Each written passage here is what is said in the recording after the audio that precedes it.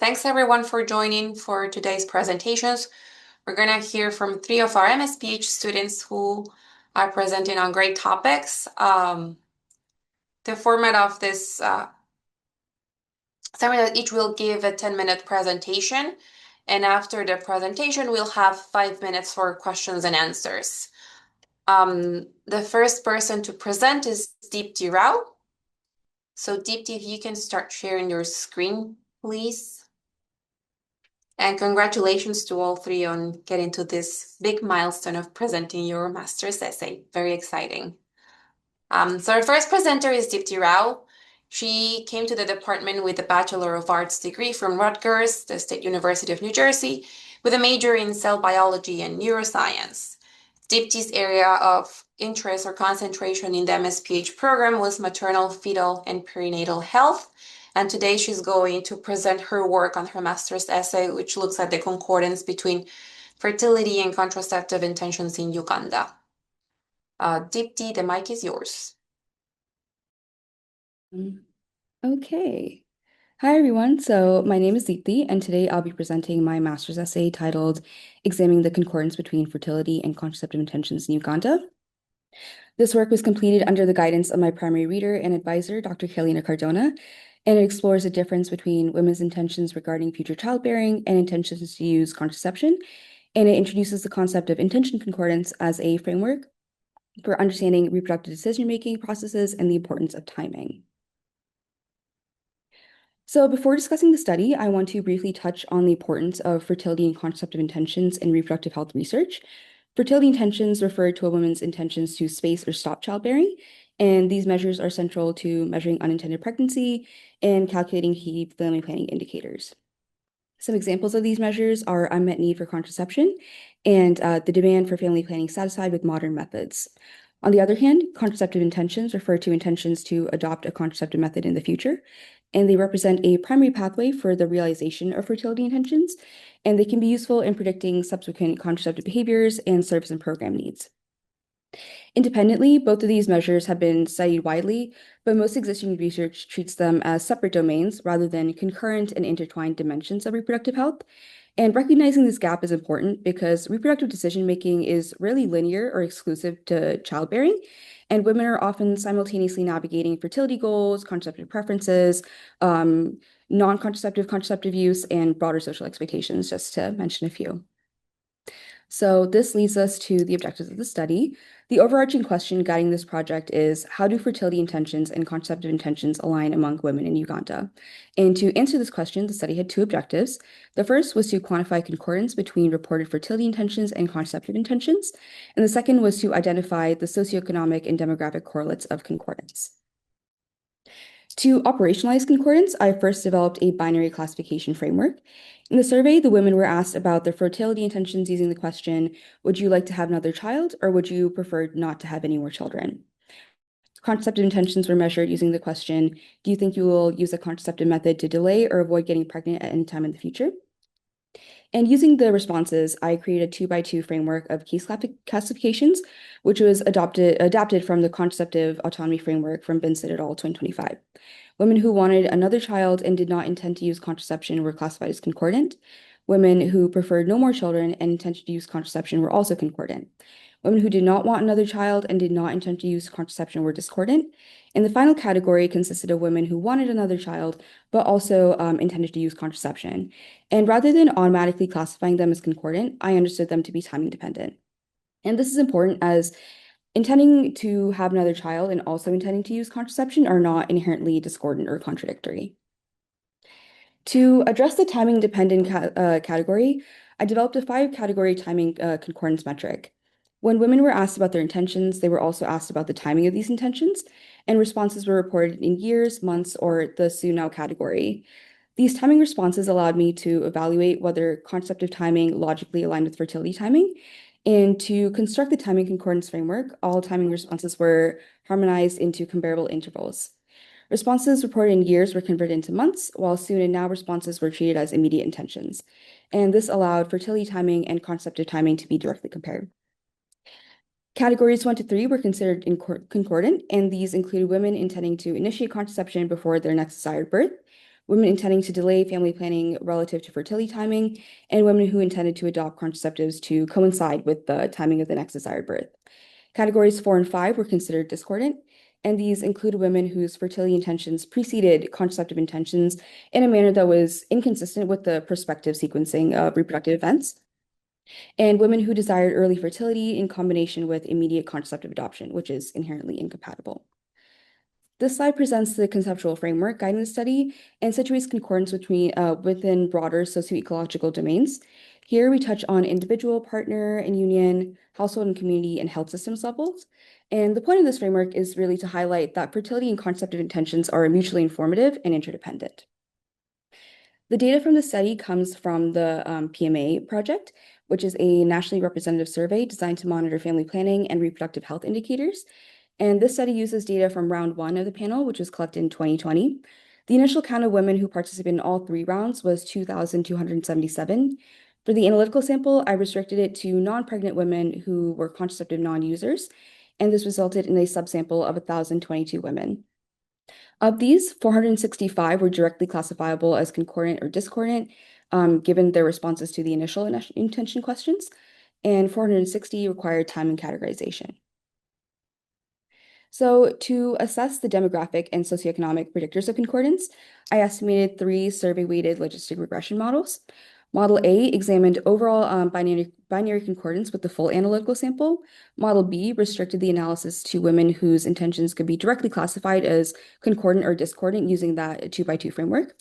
Model C focused exclusively on timing-dependent women, and the covariates included age, marital status, education, parity, religion, residential setting, wealth, prior use of a family planning method, and the number of methods known. And together, these models allowed me to evaluate whether predictors of concordance differed depending on how concordance is operationalized.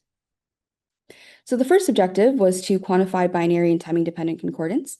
And within the binary framework, concordance was common, with approximately 76% of women demonstrating alignment between intentions. And for the timing-dependent category, or the timing-dependent sample, 81.5% of women were concordant, with the majority of them falling in category 1, which was the delayed fertility and early family planning category.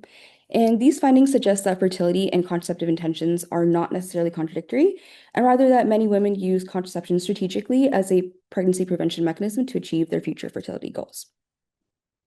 And to quickly touch on the characteristics of the analytical sample, women classified as concordant were more likely to be younger, not in a union, have little to no education, and to be of religions other than Anglican, Catholic, or Muslim. They were also more likely to live in rural settings, be in the high wealth tertile, have used a family planning method before, and know of about 9 to 12 contraceptive methods. And these findings suggest that concordance may be reflective about the reproductive experience and their planning capacity. Objective 3 was to assess the socioeconomic and demographic predictors of binary concordance. And this table is a bit large, but it presents the full regression results. And to quickly give a refresher, Model A is all women, Model B is timing excluded, and Model C is timing dependent only. In Model A, women aged 35 to 49, not in a union, and those who knew a very high number of contraceptive methods had a lower odds of concordance compared to younger women, women in a union, and those who knew a few methods. Women in the middle wealth tertile and those who had used a contraceptive method before had a higher odds of concordance compared to women in the low wealth tertile and those who had not used a contraceptive method before. In Model B, women aged 24 to 35 and 35 to 49 had drastically lower odds of concordance compared to younger women. Prior family planning use was associated with a 3 times higher odds of concordance. Secondary education was also positively associated with higher odds of concordance in Model B, and these findings suggest that reproductive experience, contraceptive experience, and education may strengthen the alignment between fertility and contraceptive intentions. At the same time, we see that the attenuation of these associations in Model C reinforces this idea that timing-based concordance is more comprehensive in capturing a more context-dependent dimension of reproductive planning and decision-making. And together, these findings show that concordance is both common and also systematically patterned across socioeconomic and demographic characteristics. The study has a few limitations. First, fertility and contraceptive intentions are self-reported and can be subject to bias. Second, concordance was constructed cross-sectionally, which limits us from assessing trends in concordance over time. Third, timing-based classifications rely on the availability and accuracy of timing measures, but despite these limitations, the study also has important implications. Most importantly, these findings recognize the intertwined nature of fertility and contraceptive intentions and their determinants, and the reality that they shouldn't be treated as isolated domains. The results also suggest that family planning interventions should move beyond binary and static assessments of reproductive intentions, and programs may benefit from building in time-sensitive counseling approaches that better capture how women really plan and sequence reproductive goals, choices, and behaviors. Additionally, the strong associations with age, marital status, and prior contraceptive use support the development of more tailored and life course sensitive interventions. The study also often opens several avenues for future research. Future studies could assess whether concordance is predictive of any method adoption or adoption of a woman's preferred method. There's also opportunities to explore whether concordance is predictive of a certain type of method, whether that's short acting or long acting. And then I would also like to expand the analysis to other survey rounds, as I only examined concordance in the first panel round. I would like to acknowledge and thank my reader and advisor, Carolina, for her guidance and support, and also like to thank my friends and family for all their support as well.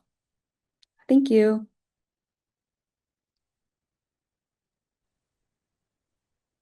Thank you, Deepti. That was a great presentation, and you stay within your 10-minute limit.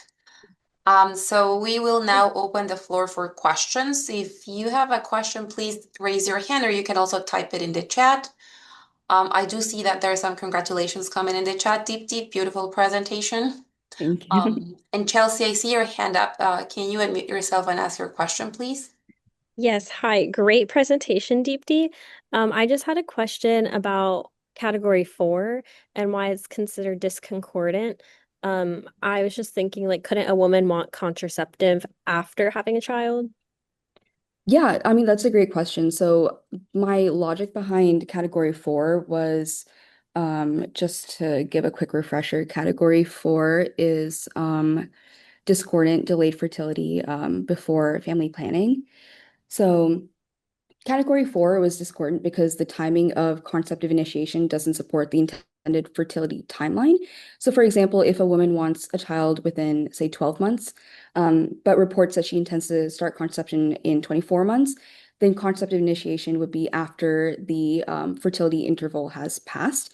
And in this framework, concordance is meant to be a tool to like achieve or manage fertility timing. And since contraceptive initiation would happen um, too late to influence that specific desired birth, um, then it's considered discordant. But that doesn't exactly mean that the intentions are like wrong per se, but more so that's reflective of like uncertainty or considers evolution of planning. And it can also reflect postpartum intentions.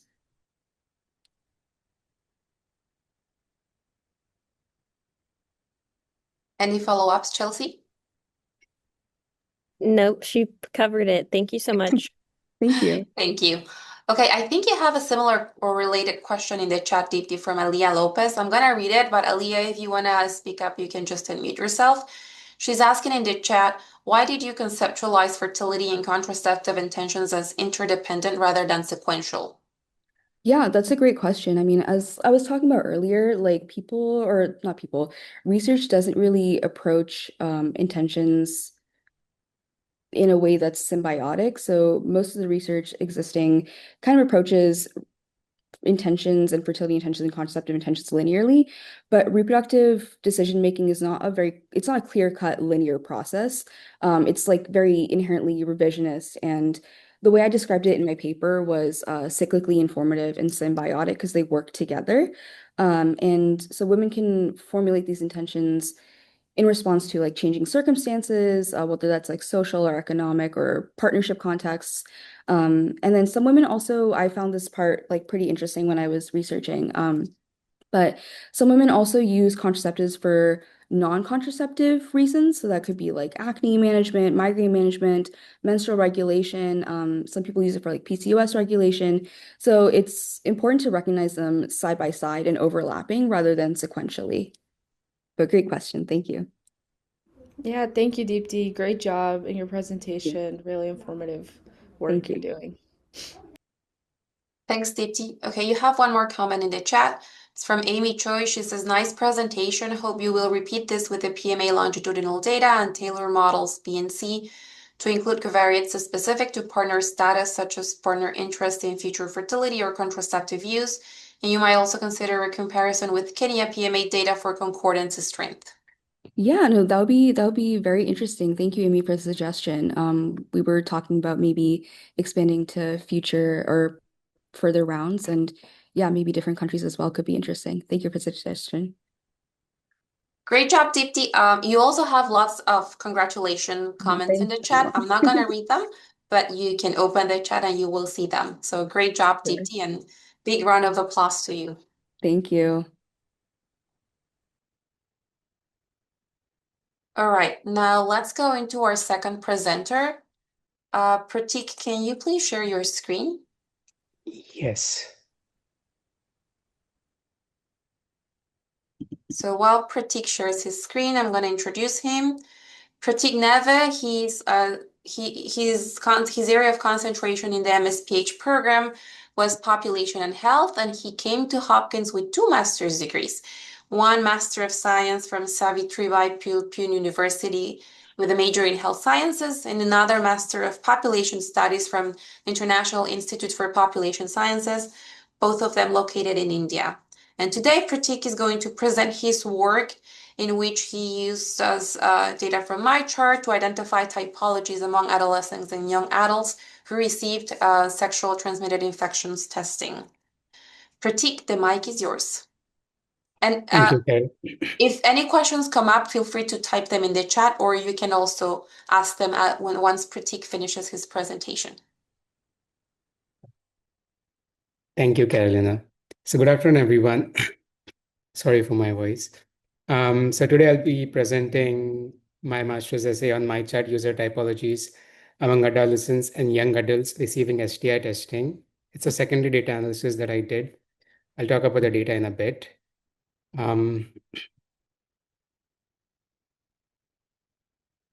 Is the slide? Okay. So let me start with the public health problem. STIs continue to be a major concern in the United States, and adolescents and young adults, hereafter I would refer them as AYA, are the ones that hit the hardest. People aged 15 to 24 account for nearly half of all reported chlamydia, gonorrhea, and syphilis cases nationally, even though they make up a much smaller share of the population. And the disparities are even sharper in Baltimore, where Black AYA experience STI rates several times higher than national averages. At the same time, patient portals like MyChart have emerged as a potential channel for delivering STI prevention and care. They support test result access, secure messaging, scheduling, education, and partner notification. The catch is that while AY are heavy users of digital tools in general, they face real confidentiality and access barriers when it comes to patient portals. That brings us to the gap this study addresses. So while there have been prior research who have looked at portal use among adolescents with chronic diseases, no study has characterized how AYA receiving STI testing actually engage with their portal across multiple dimensions or compared them to non-testers while addressing utilization based confounding. That's exactly what we set out to do. Our study had 3 aims.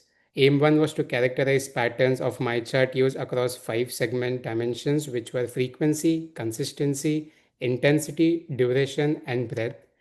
Aim 2 was to compare engagement first between STI testers and non-testers, and second between STI positive and STI negative patients.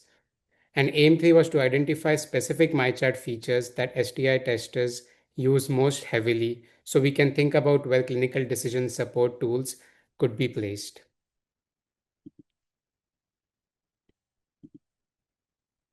So for the methods, quick context, MyChart is basically a patient portal built into Epic, which is an electronic health record system used at Johns Hopkins, and it's also the most large US health systems. It's an app or a website where patients log in to view their test results, message their providers, schedule appointments, pay bills, and manage their care. Every interaction in MyChart generates a timestamped record in an audit log, and these logs are what we used as our primary data source. So this is a retrospective secondary data analysis of 1 year of data from Johns Hopkins Hospital from May 2022 to May 2023. Our sample included over 93,000 AYA aged 15 to 25 with any clinical encounter during the period. The data sources were substantial. We had over 30 million MyChart activity records, 6.5 million lab records, and over 132,000 encounters.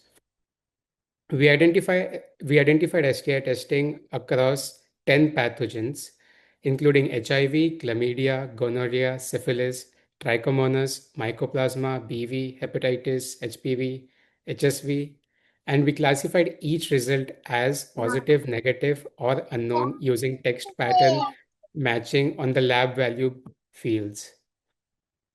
For analysis, we grouped the 194 unique MyChart activities into 27 categories with 9 engagement domains, out of which the 5 were the ones that I mentioned earlier. So to compare testers and non-testers while addressing utilization bias, we used both negative binomial regression and propensity score matching, and then triangulated across all 3 methods. So a quick look at who's in our sample. As I mentioned, we had over 93,000 AYA aged 15 to 25 in the analytic cohort, out of which about 28.6% or roughly 27,000 patients received at least one STI testing during the year. Of those testers, 21.7% or about 5,800 patients had at least one positive result. About 60% of full cohort had some MyChart activity during the year. When we compared testers to non-testers descriptively, the patterns were striking. STI testers were more likely to be female, more likely to be non-Hispanic Black, slightly older, and much more likely to use MyChart.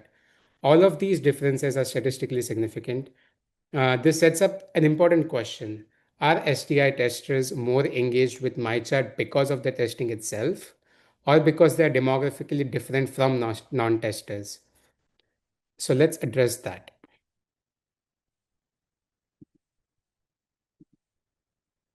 So for my aim one, we found that MyChart activity is extremely concentrated.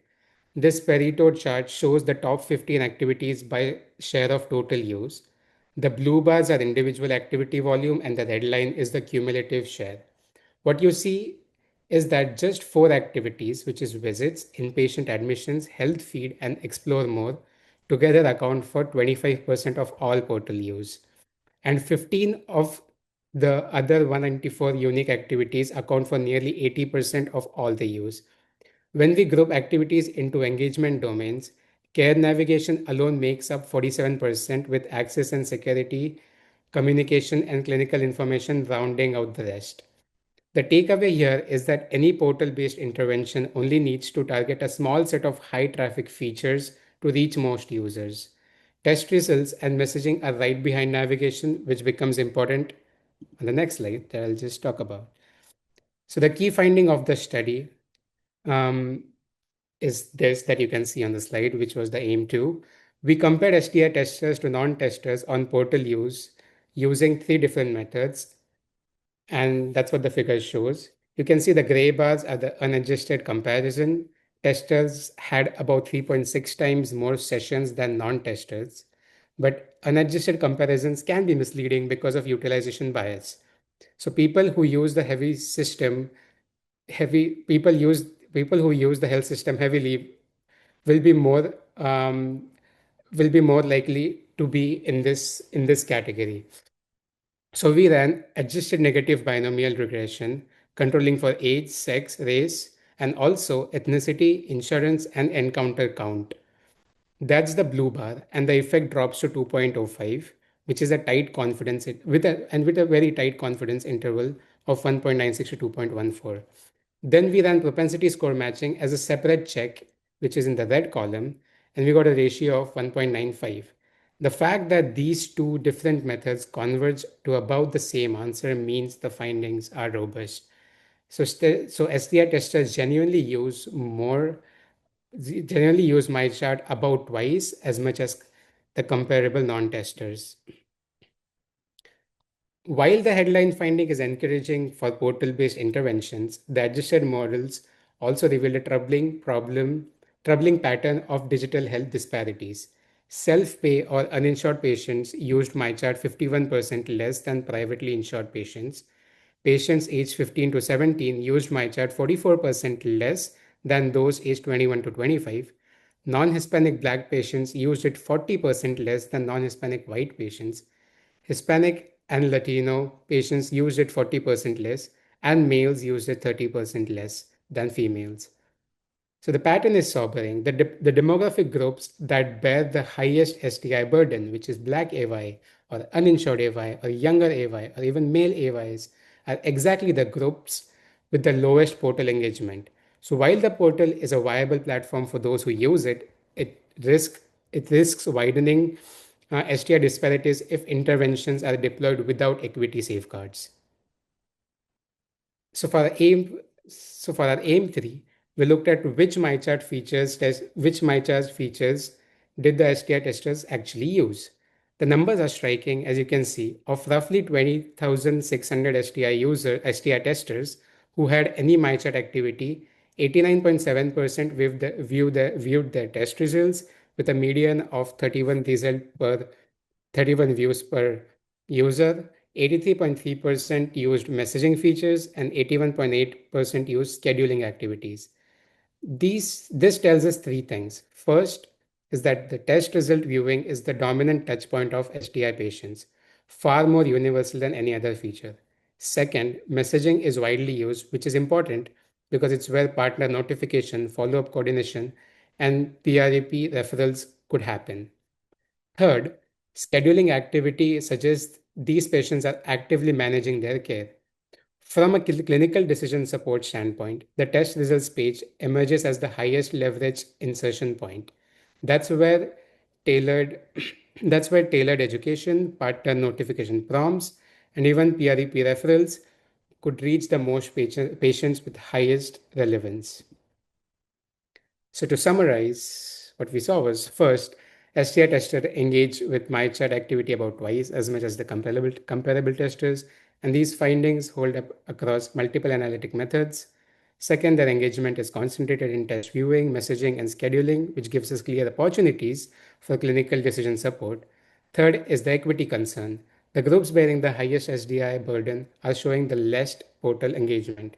This implication this implication is that patient portals are a viable platform for STI-focused interventions among AY, but they are not yet an equitable one. So the future intervention designs need to actively account for this. Strategies might include offline outreach for high burden groups, simplified portal access pathways, or hybrid models that don't rely solely on portal engagement. This is a real opportunity here, but realizing it requires intentional equity safeguards. And I would like to thank my thesis reader, Dr. Jackman, for giving me the opportunity to work on this project. I did not come with any of EHR background, but I was very much interested in this, and I'm so glad that he gave me this opportunity. I also would like to thank my research team, my master's advisor, Carolina, and Sally and Christian for just being so supportive throughout the entire master's essay mishap or the entire submission. And I would also like to thank my friends and family who have joined from India. And yeah, thank you. Thank you, Pratik. You gave a great presentation. I really like how you organized all of your findings and the structure of your research and of your master's essay. Great job. You are getting lots of comments in the chat about congratulating you for this great work and presentation. But let's start with some questions before we go into those congratulations. So I see that Drishti has her hand up and she was first, and then we can go with Vishvajit. Drishti? Yeah, Pratik, first of all, you didn't just identify a problem, you also talked about solutions, which is amazing. And I had a question for you because this was, as you said, centric to the EPIC chart, which collects Johns Hopkins data. Do you have any idea about the future where they want to collaborate with MedStar data or like other hospitals that are around Baltimore? Because I believe, because this is covering the East Baltimore side, there's so much happening on the MedStar side, Homewood area, and I'm just curious. Interesting. I would imagine that they might not do it because of just privacy concerns. Since like this is so this even though it's Epic, it's MyChart, which is just Johns Hopkins. It's not even like the rest of the Epic. So I would think that that's a very tricky situation. Maybe Dr. Jackman would have a better idea at this, but as far as think about it, I don't. I think it's like very tricky to like just collaborate with like other private hospitals per se. Yeah, no, I completely understand that part of it. I understand. Maybe in the future, you guys could just, tally data and see how the patterns are to have a more clear, just that's what I thought about when you were talking about this. But thank you so much again. Thank you, Drishti. Vishwajit, can you unmute yourself? Yes. I'm audible? Yeah. Yeah. Yes. First of all, thank you so much for giving me a chance, and it's very great pleasure to see the Pratik's journey from literally a little town to right now international level at Johns Hopkins. So my question to you, Pratik, is your study is like a cross-sectional study, and can you really say STI testing leads to a moral portal use, or could it be a kind of other ways around? So thank you so much. That's a great question, and it's also one of our limitations of the study. So our design establishes association, but not temporal direction. So the relationship could plausibly go either way, I would say. Testing might draw patients into the portal to view results, or already engaged portal users might be more likely to seek and receive testing. But so both pathways are probably operating, and our propensity score matching addresses confounding by observed characteristics, but it doesn't fix the temporal sequencing problem. And I would say the natural step to this would be something like interrupted time series analysis, where we can see if it actually changed after they got the test done. But yeah, that's as I said, that's like one of our limitation, and maybe we can explore it more. Okay, fine. Thank you. Thank you, Pratik. You have a question from Amy Choi, which is similar or addressing some of what you were just explaining, I think. Her question is, do you know if the STI positive cases are getting follow-up contact care outside of portal engagement? Right. So in one of our meetings, this is what we discussed. And even if they are, the problem is that it's difficult to get their data. So because what I used was like activities. So basically whatever they do in my chart, we know we have like literally like timestamp data of it.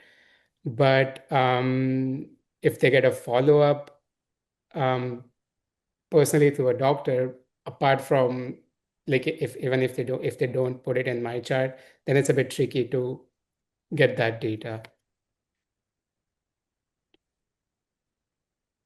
Thank you, Pratik. You have one more question that because we only have three presenters, I'm being flexible with the time allocated for questions and answers.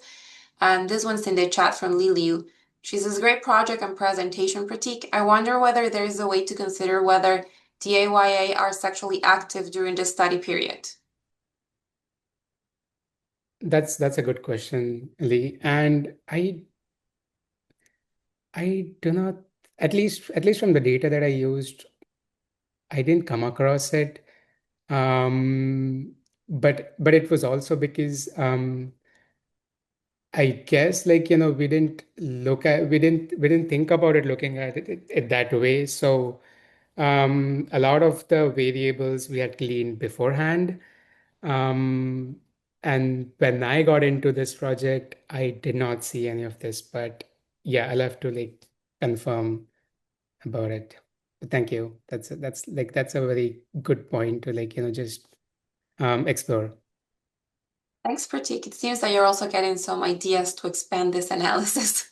Yes, we actually like this is still not the entire analysis. We have like a whole chunk of analysis left.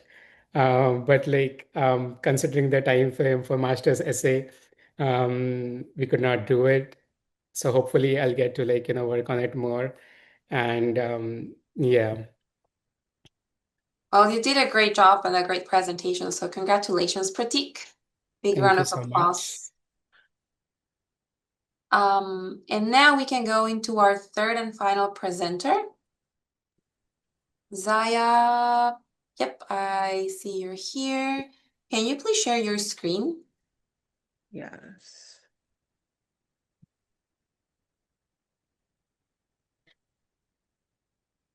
Perfect, we can see it.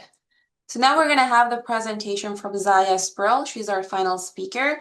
And in the program, she focused on maternal, fetal, and perinatal health. And she came from Hopkins with a Bachelor's of Science degree, from Morgan State University with a major in biology. And today she's presenting her work on health literacy as a contributor to racial inequities in fertility outcomes. Zaya, the mic is yours. Thank you. As Dr. Cardona said, my name is Zaya Spruell, and today I'll be presenting my research on health literacy and racial inequities in fertility outcomes. First, I'd like to thank Dr. Zimmerman, who was my primary reader, as well as Dr. Karp, who took over when Dr. Zimmerman had to go out on leave. So some background. Health literacy refers to an individual's ability to access, understand, evaluate, and apply health information to make informed decisions. Specifically in reproductive health, health literacy includes knowledge of contraceptive methods, the awareness of side effects, as well as the ability to navigate healthcare systems. Racial and ethnic disparities persist in contraceptive knowledge, access, and reproductive health outcomes in the United States. Structural, interpersonal, and cultural factors shape how reproductive health information is communicated as well as understood. So, my problem and the purpose. So, Black and Hispanic women experience lower levels of contraceptive knowledge and unequal access to reproductive health care resources. Therefore, existing literature suggests that health literacy may act as a pathway which links structural inequities to contraceptive outcomes. And many studies examine contraceptive access or health literacy. So, objective with my literature review was to examine how health literacy contributes to racial and ethnic inequities in contraceptive utilization in the United States. So, for my method, I did a literature review, which was conducted using both PubMed and Scopus. My studies were published between the years of 2015 and 2025, so I did a 10-year gap. They're included because they reflect the current contraceptive practices and healthcare policies that are currently in the United States. Therefore, my inclusion criteria included studies examining specifically health literacy, contraceptive knowledge, decision-making, or contraceptive use across racial and ethnic groups, specifically within the United States. So following screening and duplicate removal, I used Covidence and ended up with 17 articles that I included within my literature review. So therefore, a narrative synthesis was used to identify my recurring themes in qualitative literature, as well as the associations that are related to health literacy and contraceptive behaviors. So for my results, I had a few key themes. I broke them into three. So the first one was structural barriers. Structural barriers influence contraceptive availability as well as access, particularly in marginalized communities, which goes back to my research question when it came to figuring out if there were differences when it came to racial and ethnic inequities. So specifically, structural barriers focus on how within communities there's a difference in access. If you talked about the access a white woman might be able to get when it comes to her reproductive health and the physician she might be able to see, it may be different when you see a white Hispanic woman or a Black woman. So also beliefs about pregnancy, trust in providers, as well as counseling experiences shape how individuals interpret contraceptive information, which goes into the fact that being able to be aware and understand the treatment that you're receiving plays a big part in a theme that came up throughout my review. And last, policy level interventions, which include expanding contraceptive access, influences reproductive autonomy and healthcare engagement. So when you better know the access you have to different contraceptive uses like birth controls, condoms, IUDs, all different things like that, it helps with figuring out what you want to do best for yourself and what works for you in terms of health literacy. So therefore, evidence demonstrates that disparities are shaped by interconnected structural, interpersonal, and informational factors. Some more results pertaining to health literacy and gaps. So with racial and ethnic minority populations, it was shown that they consistently report lower levels of contraceptive knowledge and awareness.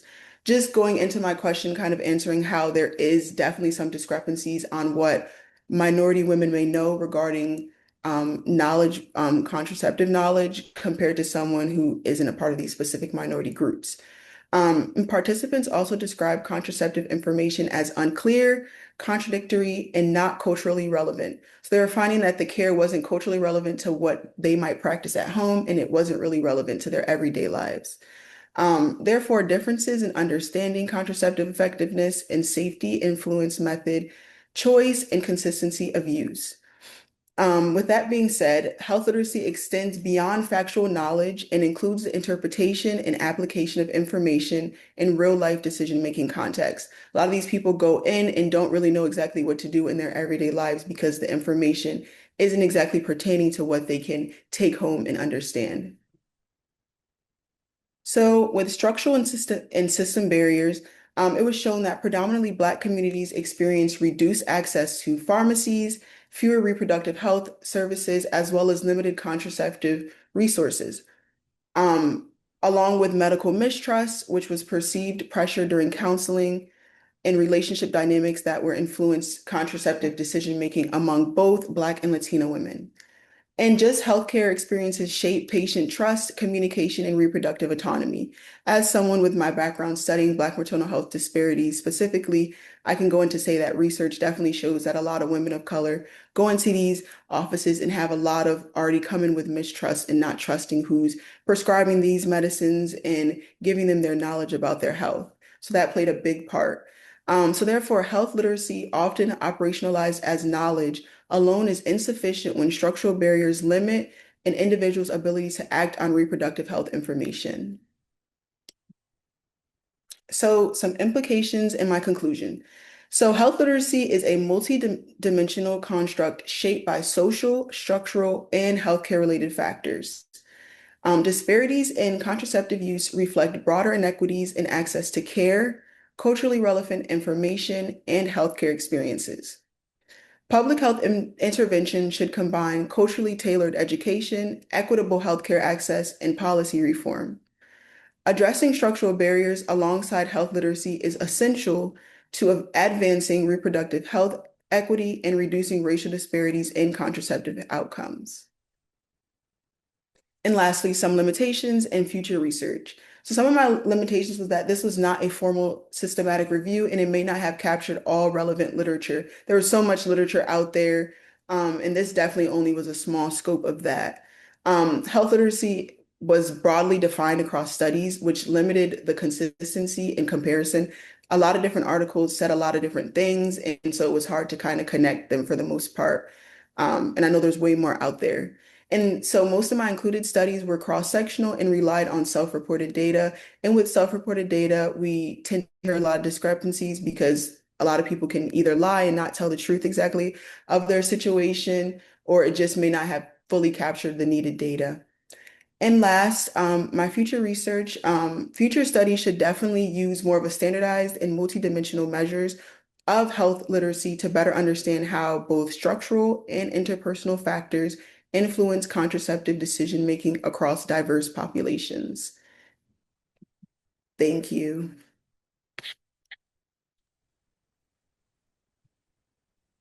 Thank you, Zaya, for giving that presentation and very interesting the findings that you have from your literature review. Now open the floor for questions. I don't know if folks have any questions. You can just raise your hand or you can type them in the chat. You are getting some messages as well with congratulations and great job, Zaya, in the chat if you want to read them. Amy has a comment here. I'm just going to read it. It says, 3 great studies of health disparities, whether Ugandan, Baltimore, or US women. Lessons from each relevant to others, especially system and provider trust. Congrats to the investigators. Thank you. Thanks, Amy. That's a great reflection of how we tied together those 3 presentations. Okay, I don't see any questions in the chat and I don't see any hands, but I do have a question, Zaya. So I know that you have already mapped your next step in your career and you're going to get a master's degree. And I also know that when you entered the program, you had lots of interest in better understanding inequalities across racial inequalities more specifically. So I wonder just how is that you plan to take the findings from this review that you did into your future program? Definitely. So the program specifically, I'll be continuing my experience at Hopkins as I'll be entering their MSN entry program as I want to pivot into nursing so that I can go into the clinical field to overall end up going into becoming a midwife. So I want to tie in like my public health experience, my nursing experience, and bring that into being a midwife. When it comes to as being a Black woman myself, I definitely want to put myself at the integration of being at the side of public health and maternal health, as we see a lot of different things in this specific time of women of color still trying to, like I said in my research, that we're seeing there's lack of reproductive health access. So I want to be of help to things like that, be able to be a place, be a physician that can help build those bridges and help these different people in these populations that are underserved. That sounds amazing, Zaya. And I was very excited to hear when you got accepted into that program because I knew that you really wanted to do that as a next step. All right. I don't see any comments or questions really in the chat, and I don't see any hands up. So we can just wrap up this session. Thanks to all who joined and listened to all the great presentations, and thanks to all of our 3 great speakers, and a big round of applause on congratulating them all for finishing their degree and giving these great presentations on your essay. So congrats to you all 3. You did a fantastic job. And now you get to celebrate.